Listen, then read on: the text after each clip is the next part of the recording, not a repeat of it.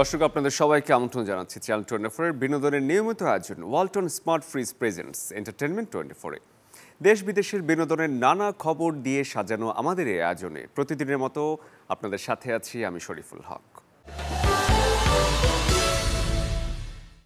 চলচ্চিত্রের চলমান সংকট নিয়ে বৈঠক করেছে সিনেমার 19টি সংগঠন, যেখানে আপত্তিকর মন্তব্য আর বক্তব্যের জন্য শিল্পী সমিতি সহ নিপুণকে চিঠি দেওয়ার সিদ্ধান্ত এসেছে।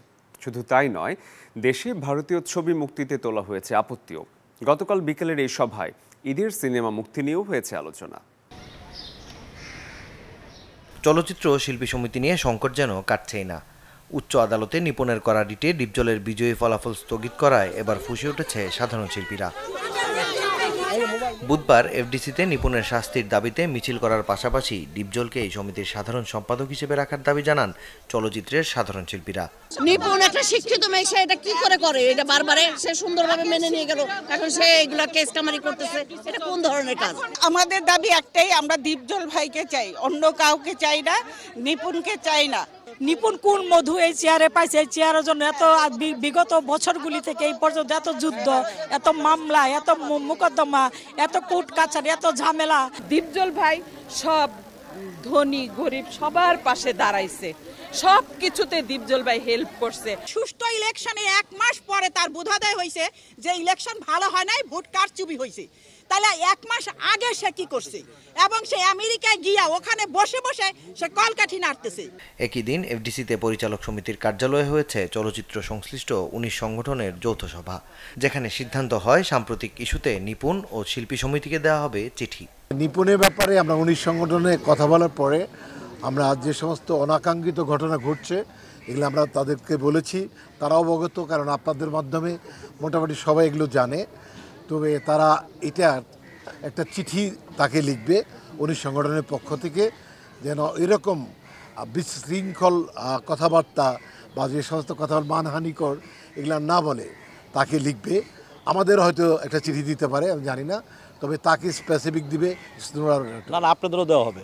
এ সময় শিল্পী সমিতির মুখপাত্র ডি এ তায়েব আরও বলেন, মানহানির দায়ে 64 জেলায় মামলা হতে পারে নিপুণের নামে, যা করবে তার ভক্তরা। আমি প্রস্তুত হয়ে আছি, বরঞ্চ ওনাকে সাবধান করে দেন, ওনার বিরুদ্ধে 64 জেলায় মামলা হচ্ছে। একদম আমার যত ফ্যানরা আছে সবাই রেডি করে ফেলছে মামলা। আমি মত দেওয়ার সাথে মামলা করবে, আমি মত না দিলে মামলা করবে। আমার মানহানি করা হয়েছে। যারা আমার ভক্ত তারা যেহেতু আমার সংগঠন করে, আমাকে নিয়ে পোস্ট করে, তারা এলাকার জনগণের কাছে তারাও মানহানির পর্যায়ে গেছে। তারা তাদের মানহানির কারণেই মামলা করবে 501 ধারায়। চলচ্চিত্র সংশ্লিষ্ট 19 সংগঠনের সভায় অনন্য মামুনের অ্যাকশন কাট এন্টারটেইনমেন্টের হিন্দি ছবি আমদানি নিয়ে যে আবেদন ছিল তা নাকচ করা হয়েছে বলেও সিদ্ধান্ত হয়। অ্যাকশন কাট অনন্য মামুনের যে ছবিটা জমা হয়েছিল আমাদের এখানে, অ্যাকচুয়ালি আমরা গত মিটিংয়েই এটা আমরা ক্যান্সেল করে দিছি যে এই কোম্পানির কোনো ছবি আমরা অনুমতি দেব না। বৈঠকে আসছে কুরবানির ঈদে ছবি মুক্তি নিয়ে যাতে কোনো বিশৃঙ্খলা না হয় সে বিষয়ে হয়েছে আলোচনা। আমাদের এবারকার যদি ঈদে 10টা 12টা ছবি আসে, আমরা যদি না আসে সেই জন্য আমরা যে 4টা 5টা ছবি যেন আসে সেই ব্যবস্থাটা আমরা করতেছি। আগামী সপ্তাহ বুধবার দিন এটা নিয়ে আমাদের মত বিনিময় আছে এবং স্টার সিনেপ্লেক্স নিয়ে মত বিনিময় আছে। হ্যাঁ, এইটা আপনারা ইনশাআল্লাহ সেদিন আপনারা জানতে পারবেন, আমরা জানতে পারবেন। আমাদের সমস্ত প্রোডিউসারদেরকে নিয়ে সেদিন মিটিং আছে। 19 সংগঠনের যৌথ সভায় চলচ্চিত্র শিল্পের এই ক্রান্তি লগ্নে সবাইকে এক হয়ে কাজ করার পাশাপাশি একে অন্যকে নিয়ে কাদা ছোড়াছড়ি না করার বিষয় হয়েছে আলোচনা। মাকসুদুল হক ইমু, চ্যানেল 24, ঢাকা। আসছে কোরবানির ঈদে মুক্তি পাবে পরিচালক রাশিদ পলাশের ছবি ময়ূরাক্ষী। সিনেমাটির প্রচারে প্রকাশ পেয়েছে 30 সেকেন্ডের একটি ভিডিও, যে টিজারে মূলত দেখানো হয়েছে ছবিটির গল্পের এক ঝলক, যেখানে দেখা যায় একটি বিমান ছিনতাইয়ের কবলে পড়ে সাহায্য চাচ্ছেন পাইলট। খবরটি মুহূর্তের মধ্যে ছড়িয়ে পড়ে গণমাধ্যমে, আর দেশব্যাপী শুরু হয় উত্তেজনা। গোলাম রব্বানীর গল্প এবং চিত্রনাট্যে সিনেমাটির প্রধান চরিত্রে অভিনয় করেছেন ববি ও দীপ। প্রেম আর প্রতারণার গল্পের এই চলচ্চিত্রটি একটি সত্য ঘটনার ছায়া অবলম্বনে তৈরি হয়েছে বলে জানিয়েছেন নির্মাতা। মানহানির অভিযোগে জনসম্মুখে ক্ষমা চাওয়া এবং 10 কোটি টাকা ক্ষতিপূরণ চেয়ে চিত্রনায়িকা মিষ্টি জান্নাতকে আইনি নোটিশ দিয়েছে আরেক চিত্রনায়িকা তমা মির্জা। বৃহস্পতিবার রেজিস্ট্রি ডাকযোগে তমা মির্জার পক্ষে এই নোটিশটি পাঠান তার আইনজীবী ব্যারিস্টার সজীব মাহমুদ আলম। নোটিশে সামাজিক মাধ্যমে থাকা দুটি ভিডিও বক্তব্যের কথা উল্লেখ করা হয়। যে দুই ভিডিওতে মানহানিকর বক্তব্য রয়েছে বলে দাবি করেন তমার আইনজীবী। নোটিশে বলা হয়, এসব বক্তব্যে সাংবাদিক ও দেশের জনগণের কাছে তমা মির্জার সুনাম নষ্ট হয়েছে। এই ধরনের বক্তব্য তার চরিত্র ও ব্যক্তিত্বে আঘাত এনেছে, যা শাস্তিযোগ্য অপরাধ। নোটিশে 7 দিনের মধ্যে মিষ্টি জান্নাতকে জনসম্মুখে ক্ষমা চেয়ে 10 কোটি টাকা ক্ষতিপূরণ দিতেও বলা হয়েছে। এছাড়া পরবর্তীতে এই ধরনের মন্তব্য থেকে বিরত থাকতেও তাকে বলা হয়েছে। আগামীকাল 24 মে চ্যানেল 24-এর যুগ পূর্তির দিন। 2012 সালের এই দিনে সবার আগে সবশেষ সংবাদ স্লোগানে যাত্রা শুরু করে চ্যানেল 24। 12 পেরিয়ে 13 বছর পদার্পণ উপলক্ষে সংবাদভিত্তিক চ্যানেলটির কাছে কিছু প্রত্যাশা রাখলেন শোবিজ অঙ্গনের শিল্পীরা।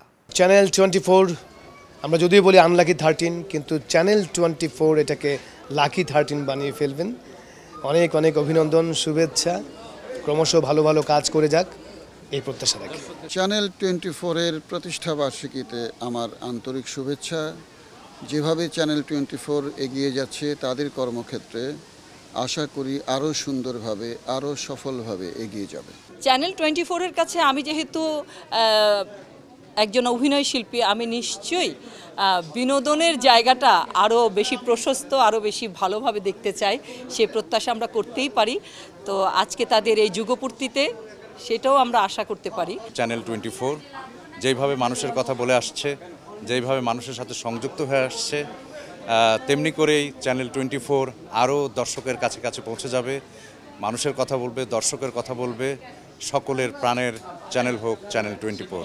চ্যানেল 24-এর জন্মদিনের শুভেচ্ছা।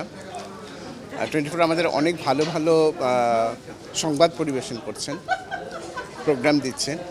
তো এটা ধারাবাহিকতা থাকুক এবং আরও ভালো হবে আশা করি। ভালো তো হচ্ছেই, আরও ভালো হবে আশা করি এবং সবসময় আমাদের অন্তরে থাকবে আমি বিশ্বাস করি। ভীষণ আনন্দের এবং খুশির খবর যে 12 বছর হাঁটি হাঁটি পাপা করে না, প্রতাপভাবে কি বলবো, ভীষণ দর্পণে, মানে একদম বীর দর্পণে যিনি যারা এগিয়েছে চ্যানেল 24-এর সাথে, তারা এখন 13 বছরে পা দিচ্ছে। Congratulation, happy birthday. এখন চ্যানেল 24 একটি প্রতিষ্ঠিত চ্যানেল।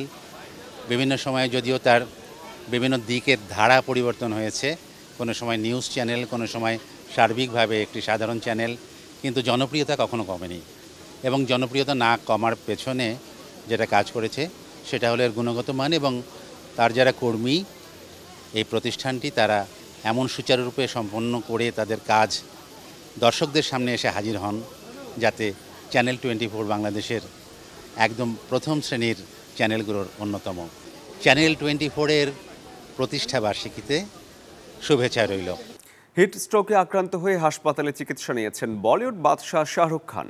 এরই মধ্যে সুস্থ হয়ে হাসপাতাল ত্যাগও করেছেন তিনি। বুধবার দুপুরে পানি শূন্যতার কারণে হঠাৎ করেই আমদাবাদের কেডি হাসপাতালে ভর্তি করানো হয়েছিল শাহরুখ খানকে। অভিনেতার অসুস্থতার খবর পেয়ে আমদাবাদে ছুটে যান তার স্ত্রী গৌরী খান। বুধবার রাতে কিং খানের সুস্থ হওয়ার খবর পাওয়া যায়। চিকিৎসা শেষে বৃহস্পতিবার মুম্বাই ফিরেছেন এই অভিনেতা। আপাতত শাহরুখ 1 সপ্তাহ বিশ্রামে থাকবেন। তবে 4 দিন পরই আইপিএল ফাইনাল, যেখানে চেন্নাইয়ের মাঠে খেলবে তারই দল কলকাতা নাইট রাইডার্স। আইপিএল ফাইনালে শাহরুখ হাজির থাকবেন কিনা তা এখন পর্যন্ত নিশ্চিত নয়। কারাগারে আত্মহত্যা করেছেন সালমান খানের বাড়িতে হামলার ঘটনায় গ্রেফতার হওয়া অনুজ থাপান। এই ঘটনায় অনুজের মা আদালতে একটি পিটিশন দাখিল করেন, আর সেই পিটিশন থেকে নিজের নাম সরাতে আদালতের দ্বারস্থ হয়েছেন সালমান খান। এ প্রসঙ্গে সালমানের আইনজীবী আবাদ পণ্ডা বলেন, সালমান নিজেই এখানে হামলার শিকার, এমনকি সে জানেও না এই ঘটনার নেপথ্যে কারা বা কাদেরকে গ্রেফতার করা হয়েছে। আর তাই পিটিশনে সালমান খানের নাম থাকলে সাধারণের কাছে একটি ভুল বার্তা পৌঁছবে। একই সাথে এতে অভিনেতার মানহানিও হবে। গত 1 মে অভিযুক্ত অনুজ থাপানের মৃত্যুর ঘটনার নিয়ে সিবিআই তদন্তের দাবি জানিয়েছিল অনুজের মা। পুলিশি তদন্ত হিসেবে সালমানের বাড়িতে হামলাকারীদের অস্ত্র সরবরাহ করেছিলেন এই অনুজ। কাল দেশের বড় পর্দায় অভিষেক হচ্ছে ছোট পর্দার তারকা তাসনিয়া ফারিনের। মুক্তি পাচ্ছে তার ছবি ফাতিমা। এদিকে আজ ওটিটিতে নতুন কাজ নিয়ে আসছেন চঞ্চল চৌধুরী, FS নাইম। চরকিতে আলোর মুখ দেখছে তাদের ওয়েব সিরিজ কালপুরুষ। এই পৃথিবীতে আমার কাছে কোনো কিছু আর অবাস্তব লাগে না। দেশীয় ওটিটি প্ল্যাটফর্ম চরকিতে মুক্তি পেয়েছে সায়েন্স ফিকশন ঘরানার সিরিজ কালপুরুষ। সালজার রহমানের পরিচালনায় যে সিরিজটিতে অভিনয় করেছেন চঞ্চল চৌধুরী, FS নাঈম, তানজিকা আমিন, জয়ন্ত চট্টোপাধ্যায়, ইমতিয়াজ বর্ষণ সহ অনেকে। 1968 সালে তখন আপনি দেখতে একই রকম ছিলেন। এই সিরিজে পুলিশ অফিসার মিরাজ চরিত্রের জন্য ব্যাপক শারীরিক পরিবর্তন এনেছিলেন অভিনেতা FS নাঈম। ওজন বাড়িয়েছিলেন প্রায় 35 কেজি। পরিচালনার পাশাপাশি সিরিজটির গল্প ও চিত্রনাট্য লিখেছেন নির্মাতা নিজেই। তুমি আমার কথা শুনতেছো না? আমার কথা তো আমি শুনে যাচ্ছি। না, তুমি আমার কথা শুনতেছো না। আমি যেটা বলার চেষ্টা করছি তুমি বুঝতেছো না। তুমি শুক্রবার দেশের 10 প্রেক্ষাগৃহে আলোর মুখ দেখছে ধ্রুব হাসান পরিচালিত ছবি ফাতিমা। এ ছবি দিয়েই দেশের প্রেক্ষাগৃহে অভিষেক হচ্ছে অভিনেত্রী তাসনিয়া ফারিনের। ব্রেভ হার্ট একটা সাকসেসফুল অপারেশন। এটা 71 এর পপুলার লাইন না। ফাতিমা ছবিতে বিভিন্ন চরিত্রে অভিনয় করেছেন পান্থ কানাই, তারিক আনাম খান, ইয়াস রোহান ও সুমিত সেনগুপ্তের মতো শিল্পীরা। আপনার ভালো লাগার পাত্রীটি কে? তুমি একটা নাছোড়বান্দা, মেয়ে পটাতে ওস্তাদ। একই দিন দেশের কয়েকটি প্রেক্ষাগৃহে মুক্তি পাচ্ছে দীর্ঘদিন বাক্সবন্দি থাকা ছবি সুস্বাগতম। শফিকুল আলমের পরিচালনায় ছবিতে স্পর্শিয়ার বিপরীতে আছেন চিত্রনায়ক নীরব। এই হাসান, দেখো একটা লোক আকাশ থেকে পড়লো। হ্যাঁ তাই তো। সিনেমাটির গল্প এক নারীর বিমানের পাইলট হওয়ার স্বপ্নকে ঘিরে আবর্তিত হয়েছে। ছবিতে স্পর্শিয়া নীরব ছাড়াও গুরুত্বপূর্ণ একটি চরিত্রে অভিনয় করেছেন চিত্রনায়িকা নিপন আক্তার। আমাকেও তোমার ভালো লেগেছে। মাকসুদুল হাকিমু, চ্যানেল 24। ক্যারিয়ারে শত ছবির মাইলফলক স্পর্শ করলেন বলিউড তারকা মনোজ বাজপেয়ী। শুক্রবার মুক্তি পেতে যাচ্ছে অভিনেতার নতুন ছবি ভাইয়াজি। সিনেমাটি পরিচালনা করেছেন অপূর্ব সিং কার্কি। অ্যাকশন ঘরানার সিনেমাটির গল্পে নিজের ভাইয়ের হত্যাকারীদের শাস্তি দিতে প্রতিজ্ঞাবদ্ধ ভাইয়াজি মানে মনোজ বাজপেয়ী। প্রকাশ পাওয়া ট্রেলারে রয়েছে তার অ্যাকশনের দুর্দান্ত ঝলক। নিজের শততম সিনেমায় সম্পূর্ণ নিজের চিরচেনা গ্রামীণ অবতারেই ধরা দিয়েছেন মনোজ। ছবিতে ভিলেন চরিত্রে দেখা যাবে সুবিন্দর পাল ভিকিকে। এছাড়াও সিনেমাটিতে অভিনয় করেছেন জোয়া হোসেন, বিপিন শর্মা এবং যতীন গোস্বামী। শুক্রবার হলিউড প্রেক্ষাগৃহে মুক্তি পাবে 4টি সিনেমা।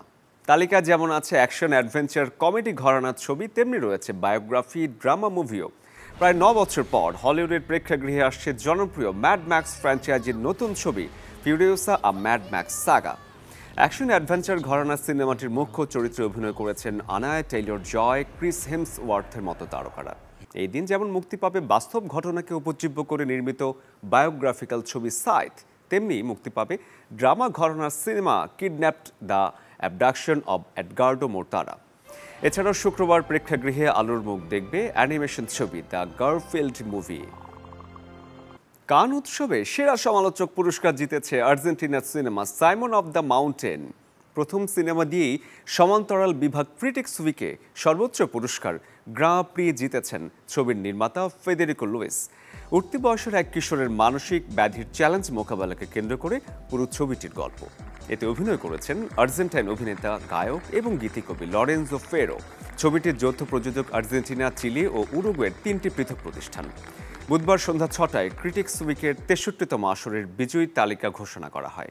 চীনা আমেরিকান নির্মাতা কনস্ট্যান্ট সাং পরিচালিত প্রথম চলচ্চিত্র ব্লু সান প্যালেস জিতেছে French touch prize of the jury. দর্শক, এই ছিল Walton smart fridge presence entertainment 24 এর আজকের আয়োজন। বিনোদনের সব খবর সবার আগে জানতে ভিজিট করুন আমাদের ফেসবুক পেজ এবং ইউটিউব চ্যানেলে। আসছে রবিবার ঠিক সন্ধ্যা 6টা 30 মিনিটে আবারও দেখা হবে। সে পর্যন্ত সবাই ভালো থাকুন আর দেখতে থাকুন চ্যানেল 24।